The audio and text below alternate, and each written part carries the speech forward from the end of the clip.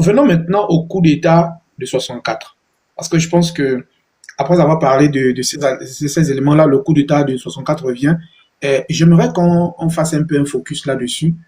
Qu'est-ce qui conduit le Gabon à un coup d'État en 1964?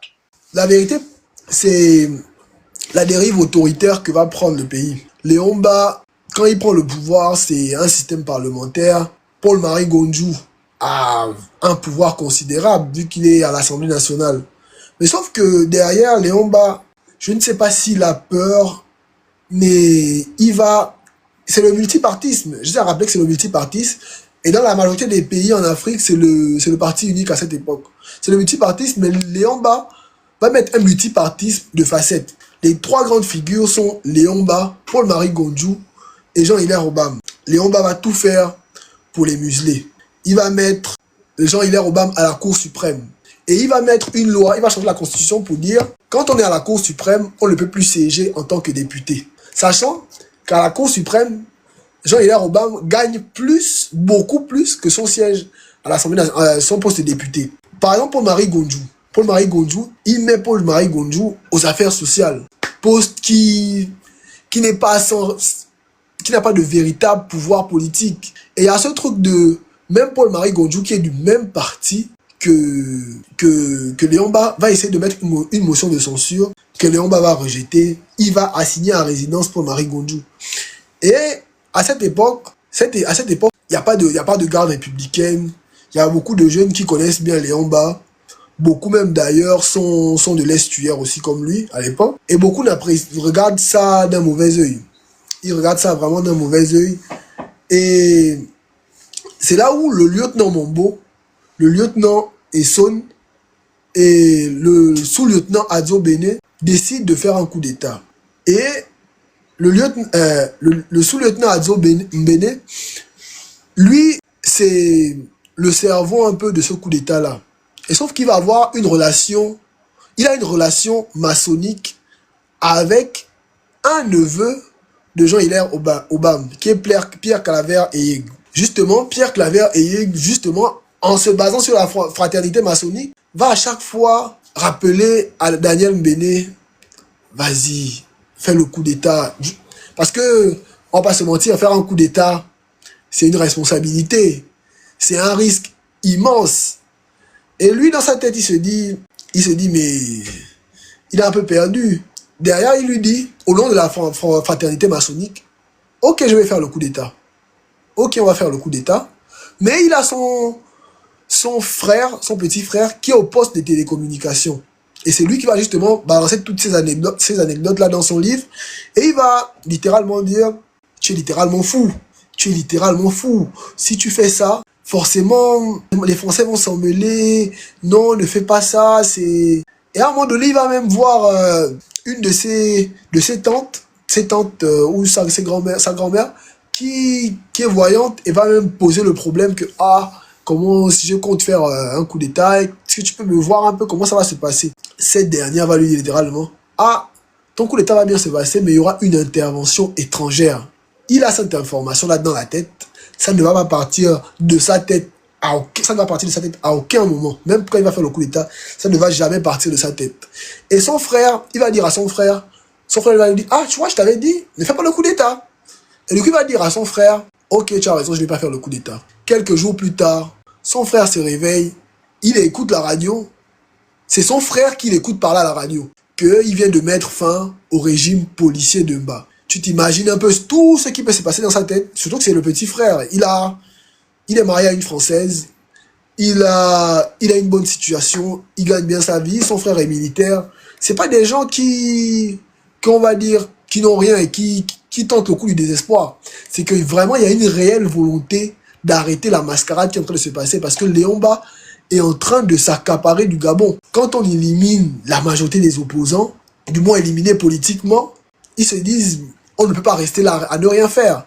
Surtout, il y a quelque chose qui se passe hors du Gabon qui peut avoir influencé les militaires. Il y a deux coups d'État qui se passent en 1963 en Afrique francophone. Et là, c'est juste avant le coup d'État du Gabon. Il y a le coup d'État qui arrive au début de l'année 1963. C'est le renversement de Sylvanus Olympio. renversé par les militaires, il est tué. Les militaires prennent le pouvoir, ils donnent à Nicolas Gruninski, qui dirige le Togo pendant un court instant.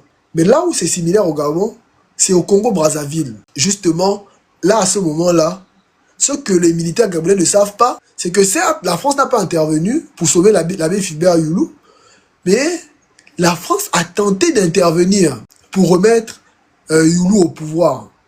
Sauf que derrière, Foucault rappelle, il était en vacances, le temps de remettre tout en ordre et les dégâts humains que ça aurait pu créer, ils se sont dit bon, on va laisser. Mais sauf que à ce moment-là, au Gabon, les intérêts ne sont pas les mêmes. Et moi, je le dis toujours aux Gabonais, le Gabon est trop riche, le Gabon est trop important, rien ne peut être laissé au hasard au Gabon.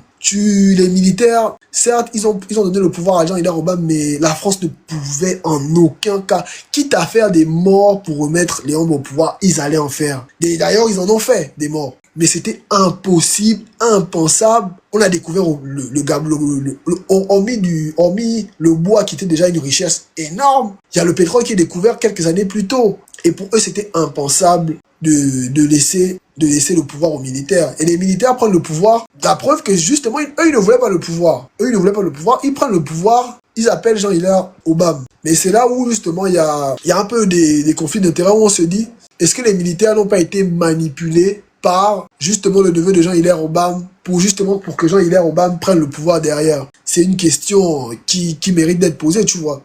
Mais derrière, j'ai envie de te dire oui, c'est presque impossible de se dire Jean-Hilaire Obama ne savait pas qu'il allait avoir un coup d'État. J'ai même envie de te dire que je me demande comment c'est possible que la France n'a pas eu vent de ce coup d'État-là. Parce que c'est pas un coup d'État qui s'est fait dans le secret. Je te dis, beaucoup de gens l'ont su. Il y avait une atmosphère qui sentait au Gabon qui se disait, ça peut virer ça peut virer à tout moment. Donc, la France, je pense, n'était pas surpris de ce coup d'État-là. Et ils étaient préparés. Ils ont remis Léon Mba au pouvoir en moins de quelques jours.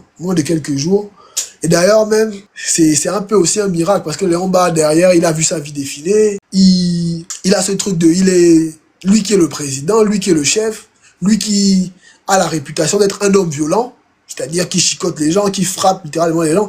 Et là, cette anecdote-là, Léon Mba qui frappe des gens, ce n'est pas que Pierre Péan qui le dit. Omar Bongo lui-même le dit dans ses mémoires. Omar Bongo lui-même, il raconte qu'un jour, il arrive au palais présidentiel, il voit des gens en caleçon allongés et Léon Mba s'apprête à les chicoter. C'est lui qui dit au président, mais monsieur le président, vous ne pouvez pas vous mettre à frapper les gens comme ça. C'est pas comme ça qu'ils vont changer. C'est pour justement dire que Léon Mba, qui a cette image de figure d'autorité, se retrouve à être ligoté. Il est enfermé dans une voiture. On l'emmène loin de la capitale. Tout ça, ça crée un traumatisme chez lui. Et ce qui fait que derrière, quand il reprend le pouvoir, c'est plus la même chose. Et les Français aussi, ils savent que c'est plus la même chose. Avant qu'on fasse la transition pour parler justement du rôle de Albert Bernard Bongo à l'époque dans ce coup d'État, ça, ce sera la question d'après. J'aimerais savoir, est-ce que Léon Mba avait le statut d'un président dictateur? Est-ce qu'on connaissait Léon Mba comme étant un dictateur? Et s'il était dictateur, quel était le type de dictature qu'il avait? Est-ce que c'est une dictature du style militaire ou c'était plutôt une dictature politique dans le sens des placements, des déplacements et des arrangements au niveau du gouvernement ou au niveau des institutions du pays? Léon Mba, je dirais c'est plus une dictature de pouvoir. En fait, Léon Mba, c'est un homme de culture, c'est un homme de Bouiti. C'est-à-dire, pour moi, il n'était pas forcément en phase avec tout ce qui est valeurs républicaines. Quelqu'un qui se met à chicoter des gens qui ne sont pas d'accord avec lui, qu'il estime n'avoir pas respecté le chef. Quelqu'un qui, en fait, justement, je vais te répéter cette phrase de Pierre Péan. Léon Mba adore le pouvoir. Son directeur de cabinet, Omar Bongo, aime le pouvoir mais ne déteste pas le luxe. En fait, c'était plus pousser sur le côté Léon Mba aimait le pouvoir. Léon Mba et le culte de la personnalité, c'est... En fait, ce qu'on voit sur le prime du PDG, pour moi, c'est pas supérieur à Léon Mba. Il y avait un culte de la personnalité qui était débordant. Et pour moi, Léon Mba aurait... C'est pas la dictature du crime, la dictature du meurtre, parce que les auteurs du coup d'État, il y a beaucoup de régimes en Afrique à la même période, peine de mort, hein. La peine de mort était déjà active au Gabon. Mais ils n'ont pas eu il n'y a pas eu de condamné à mort. Pourtant, il s'est senti humilié. Il s'est senti humilié dans sa chair, dans son âme. Il s'est senti humilié. Mais en aucun cas, il s'est dit, je vais faire exécuter les auteurs du putsch. Moi, c'était plus dans un dictateur dans le sens du pouvoir, dans le sens de l'homme qui veut être respecté, qui veut être adulé, comme étant le chef. Alors, moi j'aimerais savoir, est-ce que Albert Bernard Bongo, à l'époque, a un rôle particulier qu'il a joué dans l'histoire du coup d'État de 64? Est-ce qu'il a un rôle? Si oui, lequel? En fait, les livres que j'ai lus ne détaillent pas exactement le rôle qu'il a eu. On décrit, Foucault dit par exemple, qu'il s'est distingué par son courage, par son sang-froid, par son sens de l'autorité. Mais à aucun moment, personne ne dit Omar Bongo a fait tel geste, tel acte pendant le coup d'État qui montre qu'il a ces qualités-là. On énumère des qualités, certes, et même Pierre Péan énumère les mêmes qualités quand il écrit Affaires africaines, mais en aucun cas, il ne va expliquer en profondeur ce qui fait la différence. Peut-être que le fait qu'il ait un passé militaire a énormément joué aussi, mais derrière, je ne saurais te dire hormis te dire comme ça les qualités qui étaient évoquées, des actes purs et durs, je ne sais pas. Mais derrière, il a été reçu par le général de Gaulle.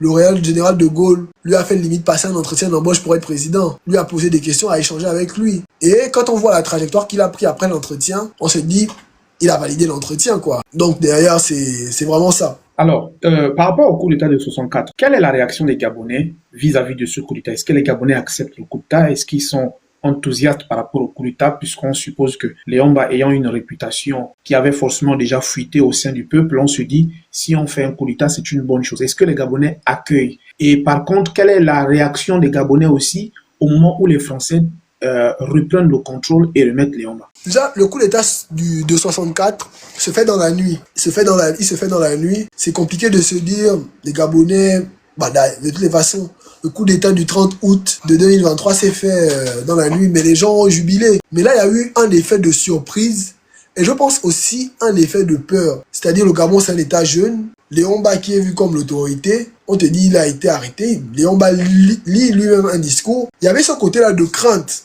de se dire on a un peu peur, dans quoi on va aller. Beaucoup de Gabonais, le peuple n'a pas vraiment bougé. Il n'y a pas eu des liesses de joie. Mais ce qui est sûr, c'est que beaucoup se plaignaient de Léon Ba. Et même derrière, quand les Français vont remettre Léon Ba au pouvoir, la réaction des Gabonais, la réaction des Gabonais était très passive, j'ai envie de te dire. Très, très passive.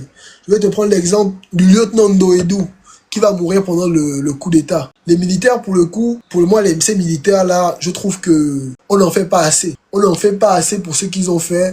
On n'en fait pas assez pour le risque qu'ils ont pris. Parce que j'ai l'impression que on valorise beaucoup de militaires, Nazer Boulingui, mais ces militaires-là, lieutenant Ndoedou, il a accepté de mourir parce que pour lui, en tant que Gabonais, un autre pays va venir nous dire que non, votre coup d'État n'est pas bon, on va remettre les hommes au pouvoir. Il s'est quand même dit, bon, moi je ne me rends pas, vous allez me tuer, et comme ça, derrière moi, vous allez récupérer le Gabon, parce que moi je n'accepte pas ça. Tu vois, il y a des militaires qui ont montré un sens du patriotisme incroyable, et derrière, justement, le peuple gabonais n'a pas suivi. Le peuple gabonais n'a pas suivi, et d'ailleurs, quand la France revient, les seules résistances du peuple qui rencontre, c'est des lycéens. C'est des lycéens, et ça n'a pas le même poids que si les Gabonais qui étaient sortis le 30 août étaient sortis de la même manière en février 64. Je pense que ça aurait pu